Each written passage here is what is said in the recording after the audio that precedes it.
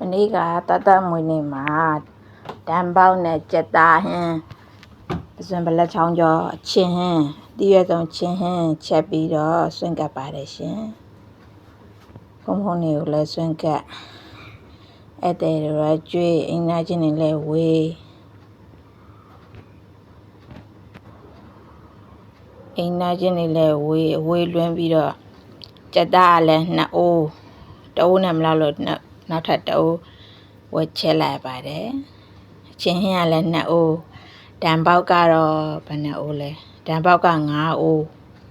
တန်ပေါက်နဲ့မလောက်လို့နောက်ပိုင်းအုံထမင်းမှာထပ်တယ်လိုက်ပါတယ်အုံထမင်းက1အိုး